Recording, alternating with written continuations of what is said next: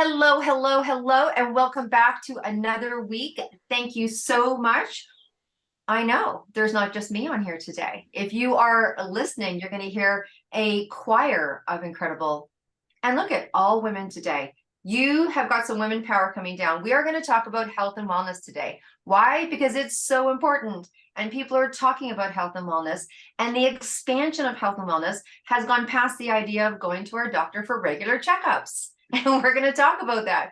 We're going to talk about why it's important to have a preventative mindset around your health and wellness and things that you can do that you may not have considered before being part of your health and wellness. We talk about that pie, that pie and the fantasy. It's just so not true of the balance of my personal life, my business life, my health and wellness life, and my this. I mean, it's a pie, but it actually all goes together. One part rolls into the other. And sometimes you're putting on a project and it's this much in your health and wellness or your balance or your time with your family or whatever starts to get a little smaller in that pie. But I'll tell you, from someone who's been kind of doing this for a while and who truly believes in searching out all forms of health, including preventative, I really truly think that you ladies are in the right place. Because I say that this unit that we have, this body that we have, this is your most warranted asset. Like, this is more important than the house that you live in, than the house that you buy. And it's crazy. Sometimes people spend more money on their pillows for their couch than they do to take care of their mind, their body, and their soul. And so this whole arena of health and wellness and all the different things that we can do to help ourselves as in our physical body, but also even in terms of our business. The world of entrepreneurship has exploded, and people doing really cool, healthy things, taking care of their business, even being in their most optimum state mentally and physically, helps all the areas of their lives. So this whole circle that we have is so important. I would say it's your most important asset is you, right? So anyways, off the tangent I go. My listeners love to be preventative, and they love to hear things on how to make their mission easier. And that's what it is. It's all about mission accepted. People came and took the mission, and that was you ladies. And why you took the mission, I want to dig into that a little bit, but what a healthy, wealthy conversation we're going to have today. So let me introduce you to who's hanging out. We've got Laurie Osborne, and Laurie Osborne is an author. She's a multi-author. She's an international speaker, and she's incredible, and she's amazing. We have Miss Linda Nardelli, who is a spiritual counselor and channeler. She also falls in the author speaker category. Who doesn't, right? You're on a podcast, you're rocking your world. And then we have Vera Milan Gervais. Did I say that correctly? I hope I said that correctly. Yeah, she's kind of nodding her head a little bit. She'll correct me. And she is a mindset mentor. And we just talked about mindset. So ladies, welcome to Mission Accepted today. And we're going to have a conversation with all of you. And probably you're all going to maybe have same but similar but different answers to these questions that I'm thinking would be really great for our audience. And our audience is so kind.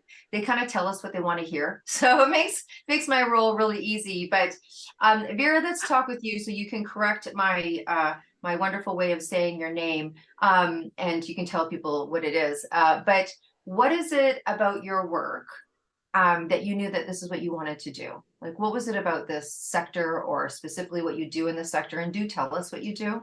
Really rang true for you. I think so. My name is Vera Milan Gervais, and I'm used to everybody wrong because it's just the way we do. It's Irish, not Italian. So I don't think that I chose so much to work in this sector as it chose me.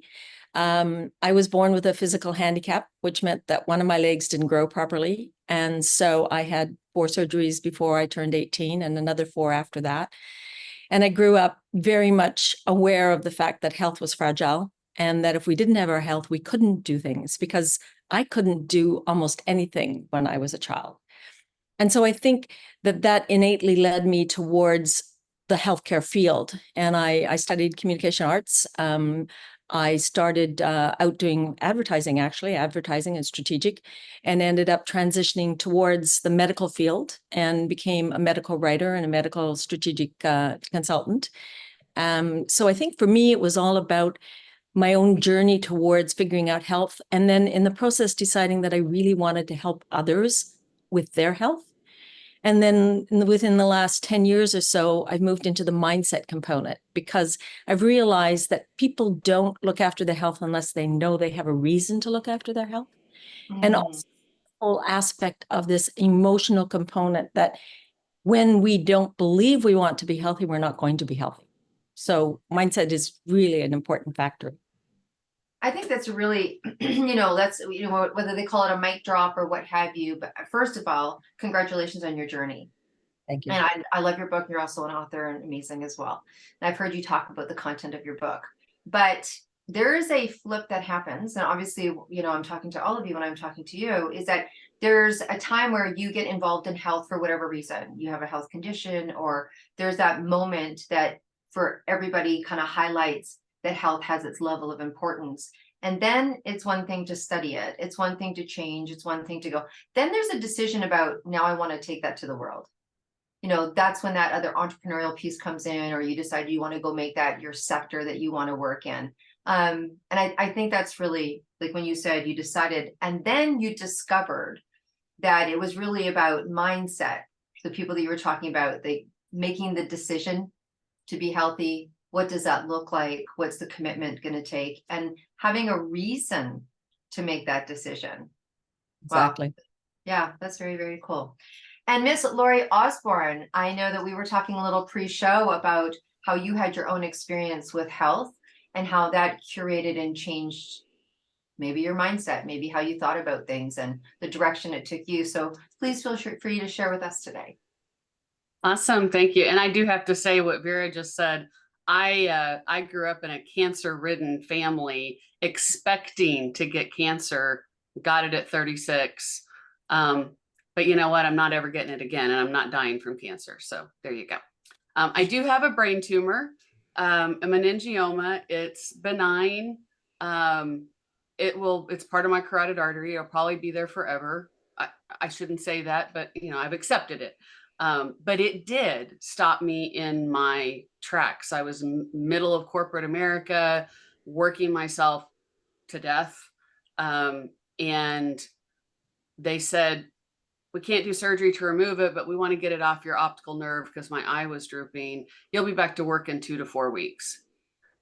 First time they went in, they nicked the carotid, caused a brain bleed, caused the left eye to go mostly blind. I was in the hospital for 2 weeks, and at 4 weeks, I wasn't even functional. So I didn't go back to work.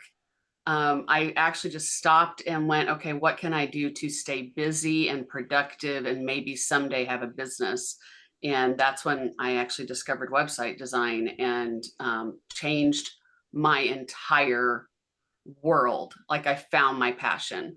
And I don't love that I have it, but like you described it so well, Deb. I don't love that I have it, but I am so grateful that it happened because I needed that so badly in my life. And it has changed. It's changed everything. And it has changed how I look at health. It's changed how I listen to my body more than I ever have. I have some limitations from it, and I've learned to respect that and not kill myself like I did in the corporate world. Because what is the point? I also got married to my current husband at 43, and we are having a 50-year anniversary. Just saying. Oh, wow. That's amazing. And we did talk a little bit about that pre-show, and I don't think it's an uncommon conversation that happens anymore, is because people are now, they talk about, look at what we've got going on right here. So people talk, they disclose, they get transparent, they get vulnerable, they say the experiences they've had in their health and wellness world. There was a time where you didn't. There was a time that if you went into the office, you didn't talk about how you felt physically and or personally, because you felt it could stop you from making your way up the ladder, or Yep. how people will feel, or she's not capable, so I'm going to take that off her desk, or what have you, or the roles that we play, particularly if you're in a leadership role or you're holding space for other people underneath you. You're in a leadership role, a managerial role. The expectation is you don't become unwell. right? And then how much do we take on? And so the conversations that are happening, I would say best parties are in the kitchen. If you ever go to a house party, best parties are in the kitchen. Absolutely. Something about the kitchen and a fridge being there that makes you feel like you can just share anything, right? Compared to the living room where it's a whole different feel. We'll have to do a show on that or something. But anyways, but people are starting to really share about things that have happened that they wouldn't have wanted to happen. You would have rather had a book, open up to a page and you go, oh, I'm going to read that and live preventatively. But there has been for a lot of people that silver lining or that awakening or the respect of the ability of the body and listening to the body. That's so tough, particularly when you're in the build of your life or the build of a relationship or the build of a business or something like that. It's like one more thing, right? And then where you are now, I know that an author in a book that's all about love and connection and what you do and how you live your life. I mean, so you go into web, right? You go into the world of web, and people might not see that as a health and wellness decision, but it was absolutely a health and wellness decision. And how you do your business, I mean, I think no matter what your business is, if you have a health and wellness perspective, how you approach that business, how you treat your clients, the limitations, the expectations, the boundaries, you're like, no, I can't have a meeting at 9:30 at night unless you're building international, then you're stuck. But then you know what? That's a decision process, but the boundaries too, that when you've experienced the capacity of the body, some of the things that you implement in. So no, thank you for sharing so much. And Linda, hello, welcome back to Mission Accepted. We love and adore you. I love being here. I'm here again. I know, it's so great. Don't you love it? It's like our audience shows up again, so why wouldn't our guests show up again, right? So let's talk about that. We've talked about health and wellness. We're talking about health and wellness and everything about health and wellness. Share with us where you play in the health and wellness sector, and what was it about this work that you knew you needed to take it out to the world? Well, I've been exploring how I came into this. And it was my friends, family members, my own counselor that said, you should be a counselor. And I remember my counselor, I was assisting her before I even took my training. And I had done series and she says, would you like to assist me in the next one? Yes. And I just kept saying yes. And I said yes to the training. And I think it was a month into it that I said, I'm in my element. I'm in my element here. And we were just learning reflective listening. And there was so much more to explore. But reflective listening is such a deeply beautiful way of settling into the body. And my sister would say to me, I feel so heard by you. It helps me get clarity. I don't even feel this way with my counselor. So I knew there's something about listening. And a few months after I started my practice, all that changed because my channel opened. So my intuition went berserk. I would see things and sense things and get messages for people. And at one point it was spirit that spoke directly through me. So my voice changed, my demeanor. And I thought, I freaked out. I thought, oh my God, I've lost my mind. I must a total flake. And then it took about 3 years to develop a practice where I weave channeling with the counseling, because I think that it brings in the spiritual, it brings in the clarity, and there's nothing like being seen and heard by the other side of the veil, by the subtle energies, by spirit, because it feels like home. And why I keep putting it out is it changes people's lives. And that's the exciting thing. In my private practice, in workshops, in my membership, people's lives are like they're realizing who they are. They're remembering who they are, which is so exciting. I'm in it because I'm excited. I find it. I'm passionate about this work. So isn't that interesting how we've all been touched by health and wellness, and then what we do with that? And I think that let's talk a little bit of it, because, the health and wellness has become so popular, and I'd love to hear from you because you all do different things on, maybe it's, again, Laurie, share with us how that has played a part in your business? How has it made something different? And Linda, you work really one-on-one, and I think Vera, you do as well. But share with us, just share with us why you think it's become so popular. Why are people leaning into this? What are some of the things that you're seeing from people leaning in with this? So Linda, let's start with you because we're chatting already. I've been thinking about that. I think that people know that society, the world, humanity, we're in crisis. Health issues have risen with the pandemic, with cancer. Like there's more cases of anxiety and depression, more opioid overdoses. And this is not just happening with adults, this is happening with children. And so our families are breaking up, divorce rate has gone up, and it's intense. And then there's global warming. So I think there's this knowing something has to be done. And I don't mean to paint a bleak picture, because that's not what my clients, it's not what my circle members come and see me for. They don't come with a fear of what's going on. They come with this hunger for something more. And they'll say that to me. There's gotta be more than this. And they want a more fulfilling engagement with life so that they don't get caught up in the fear, caught up in the hopelessness. They come for a reconnection with well, really the essence of life. Wow. And Vera, what about for you? Like, what is it, what is it that you're seeing and what's coming to you and how's that working? I think for me, having worked, for years within the medical field and whatnot, I'm seeing that people are learning that a pill can't cure the damage they've done to their body. And a mantra can't heal the damage they've done to their self-confidence and their worthiness. I think we're really in a state where people are looking for real answers and real sources of health. And that's going to vary by the individual, because some people have no idea where the trauma is that's causing them to go in the direction that they're going. And others just have, these feelings of limitness, of being limited or not being worthy. I know I certainly suffered from that. And we self-sabotage. And I think that what I like doing, and I do some one-on-one, but I do a lot of workshops and whatnot because I want to see the impact. I love seeing the impact in a workshop. Mm-hmm. And it's about talking to people about how the thoughts that we have and the words that we use affect how we feel, which affects how we show up, which affects the choices we make, which affects our behaviors, and that affects our health, our mental, physical, and emotional health.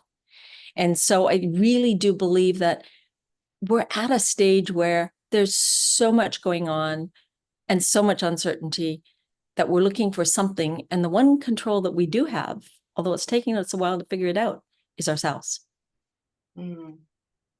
Very good. Well said. Well said. I love it. I love it. And Lori, for you. God, I love everything you just said, Vera and Linda. I don't know if it's just me, but it feels like we have a level of open-mindedness just happening in our country and our world. Like, I think some of it started with COVID and the rise of people getting into coaching. But I think many people are starting to realize everything Vera just said, that it starts in our core, and that we create so much of this. And the part that's heartbreaking to me is that the medical community doesn't get that. Like I've actually said to an oncologist, I am certain I got colon cancer because of the marriage that I was in and the high stress that I was living under. And they never agree with that. No, it can't be that. I know, absolutely. And when I looked at my mother and grandmother, both died at 63 of cancer. And this all happened right before this tumor stuff happened. And I really dug into it and went, what did they have in common? And maybe that I don't have. Well, just what you said, Deb, that we're talking about it more. They didn't talk about anything. They held everything in. They both had ulcers. They were both internally angry. Well, I live with my life on my sleeves, man. Like, you asked me something, I'm going to tell you. And I kind of came out of that going, I'm even more confident than ever that I'm not going to die from cancer, because I do get it. And I do get that I can control this. And I'm glad that that message is getting out there more, and that I really hope that people continue to really listen and realize that when we work on our core thoughts and beliefs, yes, we have to take care of ourselves physically and not just pump ourselves full of drugs, but we still have to start at the core of what we believe and the long term of the effects of childhood trauma, of everything that we go through. And please, if you're in a horrible marriage, get out before you get cancer. Well, thank you so much for sharing. And I love the transparency. And there's, as you were talking, and I think what's happening, and when Linda talked about, people coming for a sense of fulfillment, I think there's been a wave of, as like you said, there's a lot of doors that have opened. There's a lot of people that are doing personal development. There's a lot of people that are becoming an entrepreneur. And here's the deal. You want to do an entrepreneur, you want to own a business, you better get some personal development, because you will meet you so fast, right? And it shows up in the challenge in the business, but then it reflects in the challenge within ourselves. And so as we become wiser on the planet and wiser in our business, we start to take a look outside of our business, even sometimes recognizing that our business is not ourselves. Like, we have this beautiful entity, and so many times we're engaged with it. I remember doing some beautiful work with one of my teachers, and she's like, okay, let's put your business right in front of you, and why don't you have a conversation with your business? And I was like, well, you know what I mean? I think I was in my 30s or something, which, and and it was the first time that I realized, and I was like, oh, well, let's have a conversation, shall we? Because I want to tell you something. And it was so interesting to have this experience, but that the better we become, the better that we can create. I mean, or going for advice to someone like Linda, like, okay, I'm at the end's wits. I need to hear from my intuitive people what I need to do about this situation, whether it's a marriage or whether it's a marketing decision. Do you know what I mean? And I think that people are resourcing. I mean, I remember the whole intuitive world. I had a holistic studio, and we had 2 brochures. Like, we didn't even give people anything that had to do with chakra balancing or even reflexology, right? So there's been an evolvement of people kind of breaking barriers. And, we've heard many times, what you think about comes about, what you think about comes about. But when you put it into the words that you do, right? What are you saying to yourself? How do you say it? There's certain words that, we don't say over in our, when I have my staff meetings, we don't say, there's 2 words we don't say, right? And because we know the power of the words, all of this level of consciousness is shifting and changing. And it might sound kind of interesting for people until they have their own experience, right? Until they meet themselves in that arena. That's why I believe that we're all this beautiful wisdom that's getting shared, and that the sustainability of that wisdom, right?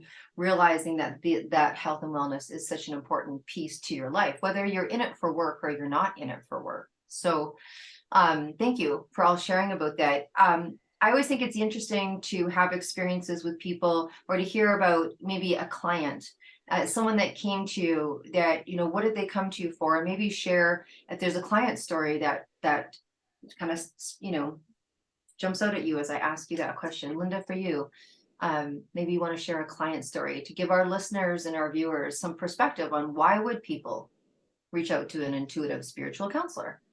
I worked with somebody, just fell in love with her. She came to see me about 5 years ago because she was going through a really painful breakup.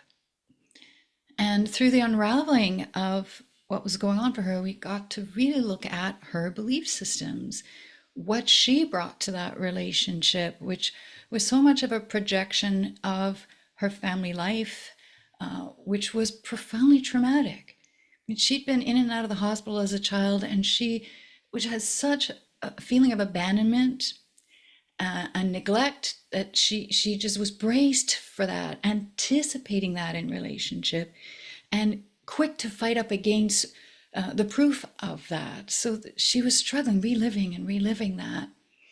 And fast forward, now she's married to the guy. It's like, which she learned to she learned to hold space for the potential between them rather than keep fighting up against the baggage that, of course, we bring that to marriage, we bring that to all our relationships, and we fight up against it, and it's pointless because we could look right past that, we could look right through that. I mean, she discovered why she kept putting him in the bad guy role. Like, why does he have to stay the bad? Why do you need to perceive him that way? Well, to protect myself from the past. And so much of the time, the issues that are going on in relationships, at work, in our bodies, are us reliving. Like anxiety and depression, that's not the present. That's not what's possible in our lives. That's not fulfilling. But it is us struggling against a past disappointment, a past hurt. It's like, oh, I don't want to do this because this bad thing's going to happen. But maybe that bad thing happened then. What's occurring now? And there's a split. It's like we become so split. And so with her, we've kept coming in and finding where's her flame, where's her center, where's her truth. And I have to plug in here that people achieve that. They find the grace, they find the breakthrough with commitment. And a lot of people, yes, they're interested in wellness and health, but they want to do, like, they'll call me up, how many sessions do I have to do? Like they want that quick fix. Yeah. And that person that I'm talking about, she saw me regularly for trauma-based therapy. That evolved over time. Now she does maintenance with me. And now her work is much more about the spiritual development. She's done all my workshops. She's in, she's like, she's committed. And that makes the difference. Oh, absolutely. That's a wonderful story. It's a wonderful story. Vera, thank you for sharing. Linda, how about you? I think for me, part of it is when I talk to people, I like to share my own story because it makes it easier for them then to step into honesty and truth. My name means truth, so it's a good place for me to start. But when I grew up, because I had this birth defect, I had attached defective to my identity. And so that everything that I did in life was based on the fact that I felt I was defective. And so when I talk to people, I tell this story and I tell them about how I buried everything beautiful because I didn't think that was who I was. That when I got into abusive relationships, I expected that that's what I deserved. And when things went wrong, I expected that that's what I deserved. And so part of what I've done with my book and with my course and whatnot is I talk to people about how the words we use create a cage of labels. And we stay in that cage of labels because we don't realize that we have the ability, it's paper, it's words, we have the ability to push it aside, to walk outside and use our own words. And I remember after one workshop, and I spell words with the Z, by the way, so that we choose them intentionally. And this one lady came up to me and she said, I just realized that all my life, my father told me I was worthless. And that's how I feel. I feel worthless. And so we just said, okay, let's take the less off of it and say you're worth more. Because it's hard to change a label that you're with. Like, you can't say stop feeling that way. Just let's change a little. You're worth more. And it was phenomenal because 6 months later, she'd lost 20 pounds. She was dating. She was so excited. And it's just that we become who we think we are. And those words that we use when we think about ourselves and talk about ourselves are powerful. I love that. And I know that all of you have books, and we'll put them in the show notes, but that's a great example of really, that's switching. That's a great switch. And it's such a, I think it's not always the 100% we do, but I think you can change a little here, go for a session here. Like, you can pull it and change different things that you do. And 1%, 2%, 3% can make a difference over time. One word from worthless to worthwhile or worth more or what have you. And if she embodies that, right? If she's like, ooh, that really fits, even more so. If it's, to me, when you tell that story, it's felt like she was thirsty and all of a sudden you just gave her a glass of water. she really embodied it. And then she, you know, she wore it like a really cool t-shirt or something. And then she had some life-changing experiences. But I mean, I think that's powerful. When I see that, so when I really want to drive something home for myself, I take a red lipstick and I write it on my bathroom mirror, because I know I'll see it there every day. And because it's red, you know, it sticks out at me. And that's my indication. So I've done a lot of wordplay that way. But that's really. It's what you said about the t-shirt. That's why the book's called Words We Wear, because words are like, right? They're I like, know that. I have your book here. they're like clothes. And we know, as women, we know how we feel when we wear certain clothes, certain shoes, certain makeup, lipstick, right? And so change the words. And that's the whole premise of the workshops is let's find the words that make you feel the way your clothes do. Wow. That's very cool. That's very groovy. Okay, Miss Lori, on your side. So you may not have a health and wellness client story, but do you have a client story of working with someone in that positive state, in that evolved way of being, in that caring and all the things that we think about when it comes to health and wellness, like, you know, rising someone up? I don't think it matters what we do as so much as how we do it. Right? How we make people feel, how it makes us feel. Is it a healthy exchange? Who you hang in with, you know? Do you have something that pops to mind? Yes. Well, I will say this. I'm not sure what it is. I actually just met an intuitive last week that swears that I'm intuitive. I swear I'm not, but I attract coaches, thought leaders, intuitives into my life. I feel like I'm surrounded by them and in my client base. And I'm not exactly sure what it is, but I do know what I talk, you know, the being open. When I speak, I always talk about my brain tumor and just overcoming life obstacles, because I feel like I build great websites, but I feel like my mission in life is to share my story and to help other people not live the bad part of my story. I mean, you know, 18 years in a very unhealthy marriage did a lot of damage. I don't want to see other people go through that. So if I can be an ear, so I would say I don't have, you know, an amazing client story other than I feel it is so important to give every client an ear and support and guidance, whether I mean, it might just be that I am sitting with them and they're freaking out because their website's down, and I'm being calm and letting them know it's okay. I got it. You don't have to worry about it. Please don't stress about it.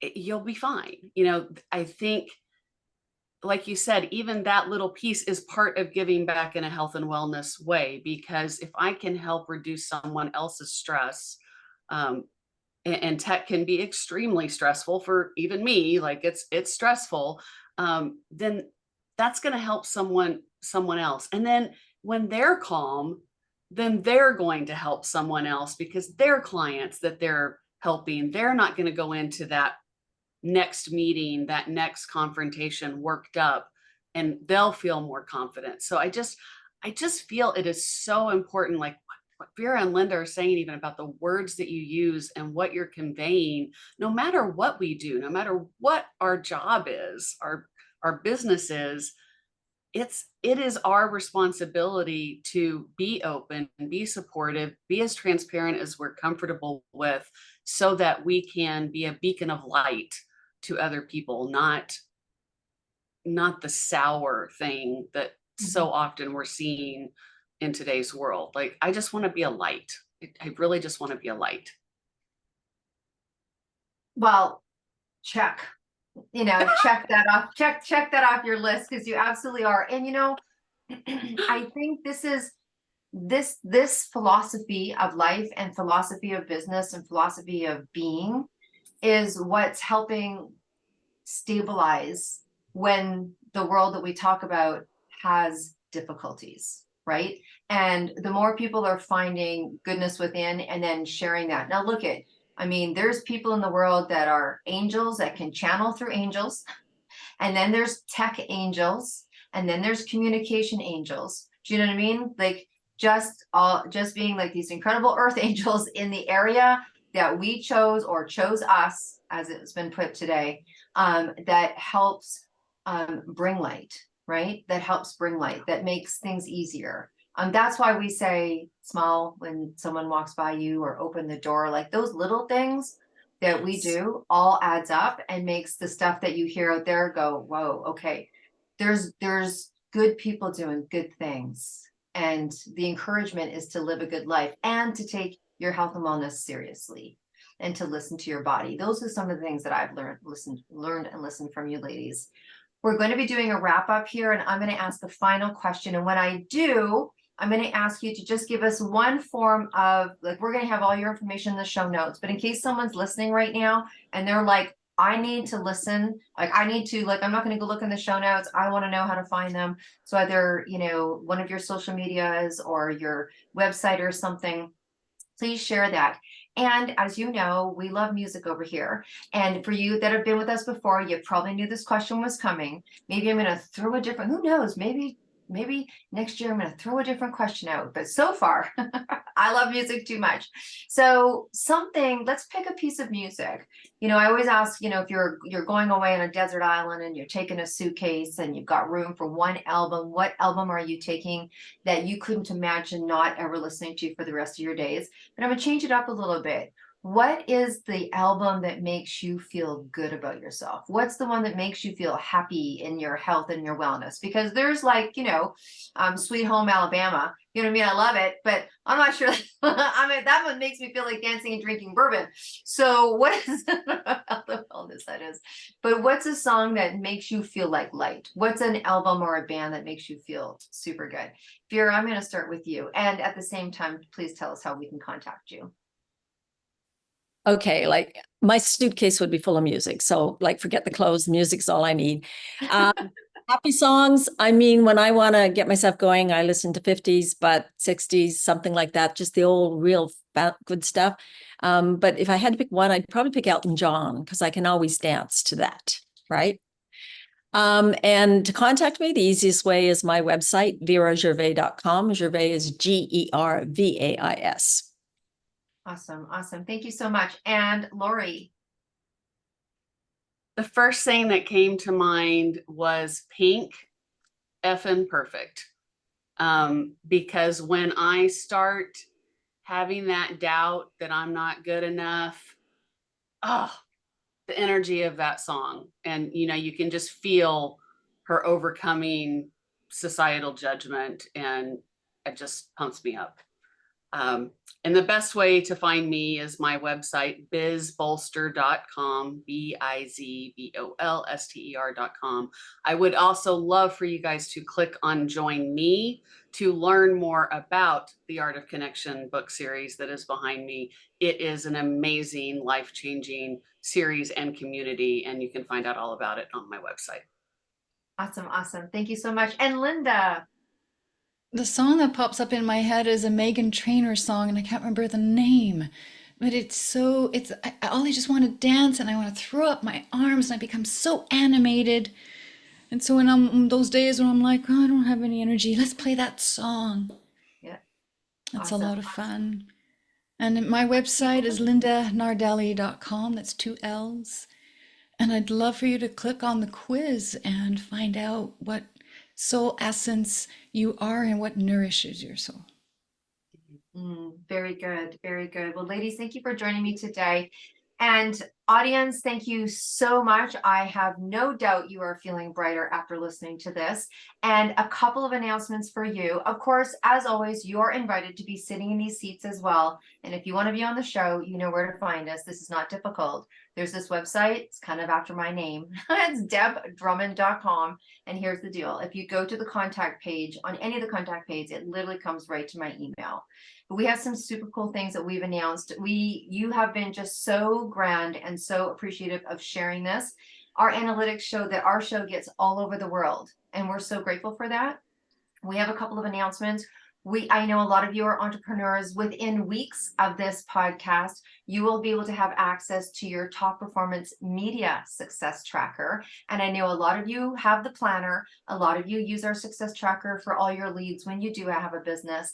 But this is a media tracker for when you meet people in media, right? All sorts of people in media, and you're like, oh my gosh, that's amazing. You have a show, you have a podcast, you have a this, you have a that. And you may not be in need for that at that time. But this is a tracker where you get to put all those resources together, because at some point you will. And you're like, oh, I've got to go do this. And then you're going to go out into the world to look for the media. And if you have a media tracker book of all these resources, and the bottom line is media people know media people, you will have incredible resources. And it's just so much better, particularly if you are self-funding. So there's all sorts of cool things, but that is launching. We're super excited.